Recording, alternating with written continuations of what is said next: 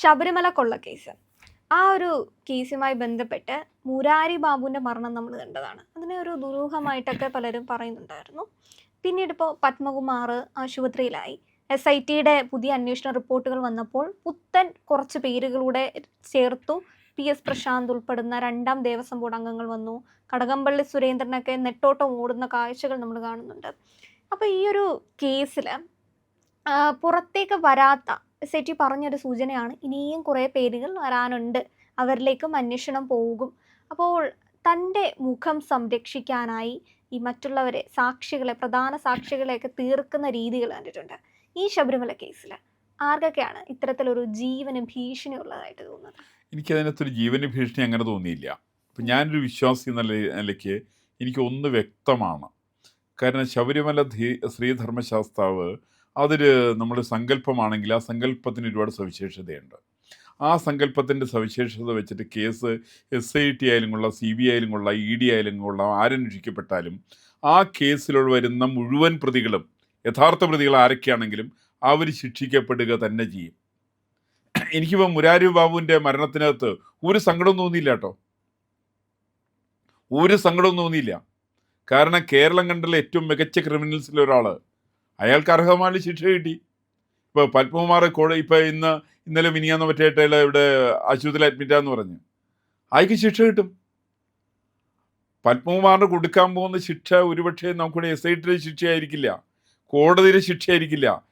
ഹൈന്ദവ വിശ്വാസികളെ സംബന്ധിച്ച്, ക്ഷേത്ര വിശ്വാസികളെ സംബന്ധിച്ച്, ശബരിമല ശ്രീധർമ്മശാസ്താവിൻ്റെ വിശ്വാസികളെ സംബന്ധിച്ച് ആ ക്ഷേത്രത്തിൽ നിന്ന് ആരൊക്കെയാണ് അടിച്ചു മാറ്റിയിരിക്കുന്നത് അവർക്ക് ശിക്ഷ കിട്ടും.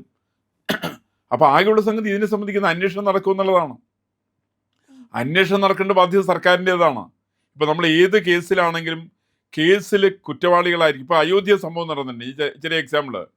കേസിൽ അന്വേഷണം നടക്കണം, വസ്തുനിഷ്ഠമായിട്ടുള്ള അന്വേഷണം നടക്കണം. ആരാണ് അതിനകത്ത് പണം മറിച്ചിരിക്കുന്നത് വെച്ചിട്ടുണ്ടെങ്കിൽ അവർ രാഷ്ട്രീയം നോക്കാതെ കണ്ടവർ ശിക്ഷിക്കപ്പെടണം. അവർ ശിക്ഷിക്കപ്പെട്ടില്ലെങ്കിൽ ഈശ്വര വിശ്വാസികളെ സംബന്ധിക്കുന്ന ഒരു വലിയൊരു ധാരണ എന്ന് വെച്ചിട്ടുണ്ടെങ്കിൽ ഭഗവാൻ അവർ ശിക്ഷിക്കും. അപ്പോൾ ഭഗവാൻ ശിക്ഷിക്കുന്ന സമയത്ത് നമ്മളുടെ പ്രതീക്ഷയ്ക്ക് അപ്പുറത്തുള്ള വലിയ ശിക്ഷയായിരിക്കും അവർക്ക് കിട്ടുക. ആ ശിക്ഷയേക്കാൾ മേലെയായിട്ട് സാധാരണ ഇവർക്ക് ഇന്ത്യൻ പീനൽ കോഡ് അനുസരിച്ചുള്ള ശിക്ഷകൾ, അല്ലെങ്കിൽ ഭാരതീയ നീതി സംഹിത വച്ചുള്ള ശിക്ഷ, ആ ശിക്ഷ ഇവർക്ക് കിട്ടേണ്ടതാണ്. അത് കിട്ടാൻ താമസിച്ചാൽ, ഈ താമസിക്കുന്ന സമയത്ത് ഇവർക്ക് ധരിക്കും, പ്രശാന്ത് ധരിക്കും ഞാൻ ഇതിനകത്ത് കേസിൽ പ്രതിയാണ്, ഞാൻ മാത്രമൊന്നല്ല പ്രതി, മറ്റുള്ള ആളുകളും പ്രതിയാണല്ലോ, അവരുടെ കാര്യങ്ങളൊക്കെ ഞാൻ പറയാമല്ലോ എന്നൊക്കെ വേണമെങ്കിൽ പ്രശാന്തിന് വേണമെങ്കിൽ തോന്നാം. പക്ഷേ പ്രശാന്ത് ശിക്ഷിക്കപ്പെടും, എനിക്ക് ഒരു സംശയക്കാര്യത്തിലില്ല. കാരണം ദേവസ്വം ബോർഡ് അധ്യക്ഷനായിരിക്കുന്ന ആളുകൾ എല്ലാവരും ദേവസ്വം ബോർഡ് മന്ത്രിമാരെ, കടകംപള്ളി സുരേന്ദ്രൻ ഇപ്പോൾ തുടങ്ങിയിട്ടേ ഉള്ളൂ, ഇലക്ഷൻ തോറ്റു കഴക്കൂട്ടത്തുനിന്ന് നിരവധി വർഷങ്ങൾക്ക് ശേഷം നിരന്തരമായി ജയിക്കുന്ന മണ്ഡലം. ആ മണ്ഡലത്തിൽ നിന്ന് അയാൾ സൈക്കിൾ ഓടിച്ചു, അല്ലെങ്കിൽ അയാൾ സ്കൂട്ടർ ഓടിച്ച് ഹോം മിനിസ്റ്ററുടെ വീട്ടിൽ പോയി. എന്തിനാ? തൻ്റെ കേസിൽ നിന്ന് മാറ്റാൻ വേണ്ടിയിട്ടാണ്. ഈ പറയുന്ന അഭ്യാസങ്ങളൊക്കെ നടത്തുന്ന കടകംപള്ളി സുരേന്ദ്രൻ അടക്കമുള്ള ആളുകളെ ശിക്ഷിക്കപ്പെടും എന്നുള്ള കാര്യത്തിൽ സംശയം വേണ്ട. അത് ആര് ശിക്ഷ കൊടുക്കുന്നുള്ള പ്രശ്നം. അത് SIT കൊടുക്കുവോ, അത് CBI കൊടുക്കുവോ, അത് ED കൊടുക്കുവോ, അല്ലെങ്കിൽ സാക്ഷാൽ ശ്രീധർമ്മശാസ്താവ് കൊടുക്കും. ആ ശിക്ഷ താങ്ങാനുള്ള കരുത്തില്ലേ, അത് സുരേന്ദ്രൻ ഉണ്ടാവില്ല, അത് കടകംപള്ളി സുരേന്ദ്രൻ ഉണ്ടാവില്ല. അയാൾക്ക് മാത്രമല്ല ശിക്ഷ കിട്ടുക, അയാളുടെ കുടുംബത്തിന് അതിന് ശിക്ഷ കിട്ടും.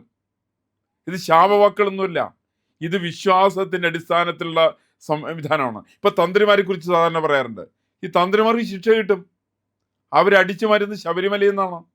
അവർ പറ്റിക്കുന്നത് ശ്രീധർമ്മശാസ്താവിൻ്റെ ഭക്തന്മാരെയാണ് പറ്റിക്കുക. അവിടേക്ക് ഇരുമുടി കിട്ടി എന്നിട്ടുള്ള വരുന്ന ഭക്തന്മാരാണ് ഇവർ പറ്റിക്കുന്നത്. ഈ പറ്റിക്കുന്നവർ ആരാണെങ്കിലും അവർ രാഷ്ട്രീയം നോക്കിയിട്ടല്ല ശിക്ഷിക്കുക, മറിച്ച് അവർക്ക് കൊടുക്കുന്ന ശിക്ഷ ഇതൊരു മാനസികമായ ശിക്ഷയാണ്. ഇവരുടെ തലമുറകൾ അനുഭവിക്കുന്ന ദുരിതമാണ് ഇനി അനുഭവിക്കാൻ വേണ്ടി പോകുന്നത്. നമ്മൾ പലരും തലമുറകൾ അനുഭവിക്കുന്ന ദുരിതങ്ങളെ കുറിച്ചൊക്കെ പറയാറുണ്ട്. ഈ ദുരിതങ്ങൾക്ക് പ്രധാനപ്പെട്ട കാരണം ഇവരുടെ ചെയ്തികളാണ്. ഇവർ സാധാരണക്കാരനെ ദ്രോഹിച്ചിട്ടുണ്ട്, ഇവർ ഭക്തന്മാരെ ദ്രോഹിച്ചിട്ടുണ്ട്, ഇവർ കഷ്ടപ്പെടുന്നവരെ ദ്രോഹിച്ചിട്ടുണ്ട്. അത് തന്ത്രിമാർ ചെയ്യണേ, തന്ത്രിമാർക്കും ശിക്ഷ കിട്ടും. കാരണം തന്ത്രമാണെന്നൊക്കെ പറഞ്ഞ ഒരാൾ അവിടെ തന്ത്രി പൂജ നടത്തിക്കൊണ്ടിരിക്കുക, നടൻ തുറന്നിട്ട് വ്യഭിചരിക്കാൻ വേണ്ടി പോയിട്ടുണ്ടെങ്കിൽ ആ വ്യഭിചാരിയെ പറയുന്ന വ്യഭിചാരി തന്ത്രി എന്ന് തന്നെ പറയണം. അയാളെ പിന്നെ ശബരിമല കയറ്റാൻ പാടില്ല, അയാളുടെ മോനെയും കയറ്റാൻ പാടില്ല, അയാളുടെ തലമുറ കയറ്റാൻ പാടില്ല. ഈ പറയുന്ന അട്ടിപ്പേരെടുത്ത് വെച്ചിരിക്കുന്ന ചില ആളുകളില്ലേ തന്ത്രിമാര്, തന്ത്രി കുടുംബം, അങ്ങനെ കുടുംബമില്ല.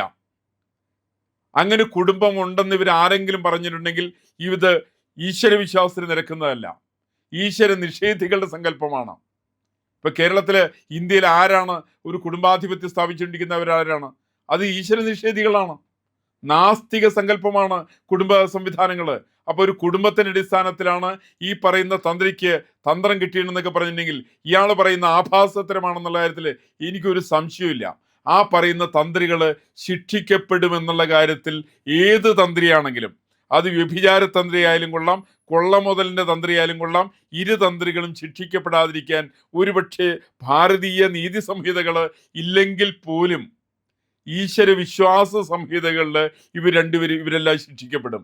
അത് തന്നെയാണ് എനിക്ക് ദേവസ്വം ബോർഡ് പ്രസിഡന്റുമാരുടെ കാര്യത്തിൽ പറയാനുള്ളത്. അത് വാസു ആയാലും കൊള്ളാം, ഏത് വാസു ആയാലും കൊള്ളാം, മുരാരി ബാബു ആയാലും കൊള്ളാം, ആരായാലും കൊള്ളാം, കട്ട മുതൽ വച്ച് ജീവിക്കാൻ ശ്രമിച്ചാൽ ഭക്ഷണത്തിന്റെ കാര്യത്തിൽ ഒരുപക്ഷെ ഭഗവാൻ തെറ്റു പറയില്ല. അത് വെച്ച് സാധാരണ പറയുന്ന ഒരു പഴയൊരു ചൊല്ലുണ്ട്, ദേവസ്വം ഭഗവാന്റെ മുതലെടുത്തുകൊണ്ട് നിങ്ങൾ ഭക്ഷണം കഴിച്ചാൽ ഭഗവാൻ പരാതി പറയില്ല എന്ന് പറയുക.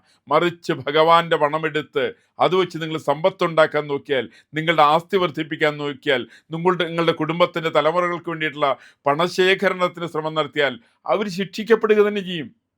ഇതൊരു ഭാരതീയ വിശ്വാസമാണത്. ആ വിശ്വാസത്തിൽ അത് സംഭവിക്കാതിരിക്കില്ല. അത് തന്നെയാണ് ഇപ്പോൾ പത്മകുമാറിന്റെ സംഭവത്തിലേതാണ്. പത്മകുമാറിന്റെ അച്ഛൻ എന്തായിരുന്നു പണി?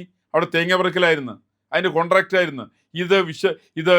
ഇതിൽ നിന്നൊന്നും പോരാഞ്ഞിട്ടാണ് അയാള് ഭഗവാന്റെ വിരുദ്ധമായിരിക്കുന്ന ഒരു ചേരിയിൽ നിന്നുകൊണ്ട് അയാൾ MLA ആവുന്നു, അയാൾ ദേവസ്വം ബോർഡ് പ്രസിഡന്റ് ആവണ്, അയാൾ അവിടെ നിന്ന് മോഷ്ടിക്കാൻ ശ്രമിക്കുന്നു, അയാൾ അമ്പലത്തെ മൊത്തം അടിച്ചു മാറ്റാൻ ശ്രമിക്കുന്നു. എന്നിട്ട് എൻ്റെ അച്ഛൻ പഴയ കാലത്ത് എങ്ങനെയായിരുന്നു എന്നൊക്കെ പറയുക. ഇത് അച്ഛനായിരുന്നു എന്ന് പറഞ്ഞിട്ട് കാര്യമില്ല. ഈ അച്ഛനും അല്ലെങ്കിൽ മുത്തച്ഛനൊക്കെ ആനപ്പുറത്ത് കയറി എൻ്റെ തഴമ്പും വെച്ചുകൊണ്ട് പത്മകുമാർ ഇരുന്നുണ്ടെങ്കിൽ ആ പത്മകുമാറിൻ്റെ ഊരയ്ക്ക് ആ തഴമ്പുണ്ടാവില്ല എന്നുള്ളതാണ് അയാൾ മനസ്സിലാക്കേണ്ട വസ്തുത. അയാൾ ശിക്ഷിക്കപ്പെടുക തന്നെ ചെയ്യും. അതിനൊരുപക്ഷമാണെങ്കിൽ താൽക്കാലികമായിട്ട് ഭരണ സംവിധാനത്തിന്റെ പിന്തുണ അയാൾക്ക് വേണ്ടി ഉണ്ടാവാം. അയാളെ പിണറായി വിജയൻ സംരക്ഷിച്ചേക്കാം, അയാളെ വേണമെങ്കിൽ കോടിയേരി ബാലകൃഷ്ണൻ സംരക്ഷിച്ചിട്ടുണ്ടാവാം, അയാൾ മറ്റു മന്ത്രിമാർ സംരക്ഷിച്ചിട്ടുണ്ടാവാം, അയാൾ ഇടതുപക്ഷം സംരക്ഷിച്ചിട്ടുണ്ടാവാം. പക്ഷേ ഒന്നുണ്ട്, കള്ളന്മാരായിരിക്കുന്ന ആളുകൾ, ദേവസ്വം മുതൽ കക്കുന്ന ആളുകൾ, അവരുടെ പശ്ചാത്തലമില്ലേ, അത് ദയനീയായിരിക്കും. ഞാൻ ചെറിയ ഉദാഹരണം പറഞ്ഞിട്ടുണ്ടെങ്കിൽ, ചട്ടമ്പി സ്വാമികളുടെ ഒരു പുസ്തകം ഉണ്ടായിരുന്നു, ജീവകാരുണ്യ പ്രകാശിക എന്നാണ് പേര്. അതിനകത്ത് ദിവാന്റെ അടുക്കിലേക്ക് ഭക്ഷണത്തിന് വിളിക്കുന്ന ആളുകളോട് അദ്ദേഹം പറയുന്നൊരു കഥയുണ്ട്. അത് പറയുന്നത് എന്താ, ഇനി ഭക്ഷണത്തിന് ചെല്ലുന്ന ആളുകൾ ദിവാൻ പറയുന്നു, ഒരു 10 പേര് വിളിച്ചിട്ട് വരാൻ വേണ്ടി പറയുന്നുണ്ട്. ഇദ്ദേഹം കൊണ്ടുവന്ന് 10 നായ്ക്കളെ കൊണ്ടുചെല്ലുന്നേ. ഉടനെ ദിവാൻ വളരെ വേദനയോടുകൂടിക്കൊണ്ട്, എന്താണ് അങ്ങ് ചെയ്യുന്നത്? ഓരോ ഇലയ്ക്ക് മുമ്പിൽ ഒരു പട്ടി വന്നിരിക്കുകയാണ്. അപ്പോൾ പറയുകയാണ്, ഇവരെയാണോ ഇരുത്തുക എന്ന് ചോദിക്കുമ്പോൾ ദിവാനോട് ഇദ്ദേഹം പറയുന്നത്, അയ്യോ മിണ്ടല്ലേ, ഇത് കഴിഞ്ഞ ജന്മത്തിൽ ദേവസ്വം ബോർഡ് പ്രസിഡന്റ് ആയിരുന്നു, ഇത് കഴിഞ്ഞ ജന്മത്തിൽ ഇന്നാളായിരുന്നു, ഇത് കഴിഞ്ഞ ജന്മത്തിൽ ദിവാൻ പേഷ്കാരായിരുന്നു, ഇത് കഴിഞ്ഞ ജന്മത്തിൽ ദിവാനായിരുന്നു എന്നിത്യാദി കാര്യങ്ങൾ പറഞ്ഞ് ഇവരുടെ എല്ലാം ചെയ്തികളെക്കുറിച്ച് കൃത്യമായിട്ട് പറയുന്ന പുസ്തകമാണ് ജീവകാരുണ്യ പ്രകാശിക. ഇതാണ് ഇന്ന് ഇവർക്കെല്ലാം ആപ്ലിക്കബിൾ ആണത്. അത് ദേവസ്വം ബോർഡ് പ്രസിഡന്റുമാർക്ക് ആപ്ലിക്കബിൾ ആണ്.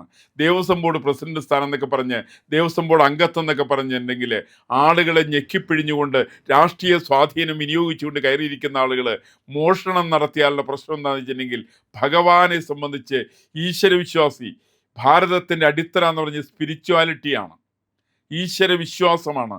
ഈ ഈശ്വരവിശ്വാസത്തെ നിഷേധിക്കാൻ ശ്രമിച്ച് ആളുകളെ അവഹേളിക്കാൻ ശ്രമിച്ചാൽ ഭഗവാൻ ശക്തമായ രീതിയിൽ ഇവർക്ക് തിരിച്ചടി കൊടുക്കും. അങ്ങനെയാണെങ്കിൽ ഞാൻ തോന്നുന്നത്, എനിക്ക് പത്മകുമാറിൻ്റെ ആശുപത്രി പ്രവേശനത്തിനകത്തും മുരാരി ബാബുവിൻ്റെ മരണത്തിലും ഒന്നിലും വേദനയില്ലാത്ത ഒരാളാണ്. ഇതെല്ലാം സംഭവിക്കുക തന്നെ ചെയ്യും. ഇനിയുള്ള ആളുകളെ സംബന്ധിച്ചും, അത് പ്രശാന്തനായാലും കടകംപള്ളി സുരേന്ദ്രനാണെങ്കിലും, അവരുടെ എല്ലാം അടി കിട്ടുന്നതിൻ്റെ അടിയുടെ തുടക്കം മാത്രമേ ആയിട്ടുള്ളൂ. അത് വാസവന് കിട്ടും, തോൽവി മാത്രമല്ല വാസവന് ഉണ്ടാവുക. വാസവന്റെ തുടക്കം, അദ്ദേഹത്തിന്റെ പതനത്തിന്റെ തുടക്കം ഏറ്റുമാനൂരിൽ നിന്ന് ആരംഭിച്ചിരിക്കുകയാണെന്നുള്ള വസ്തുത അദ്ദേഹം തിരിച്ചറിയേണ്ടതാണ്. നിങ്ങൾ ഞങ്ങളുടെ കൂടെ ഉണ്ട് എന്നതാണ് ഞങ്ങളുടെ വിജയം. ഒപ്പം നിങ്ങൾ കൂടെ ഉണ്ടാവണം, ഒപ്പം സഞ്ചരിക്കണം. ചാനൽ കാണുന്നവർ സബ്സ്ക്രൈബ് ചെയ്യണം ഇന്ന് തന്നെ.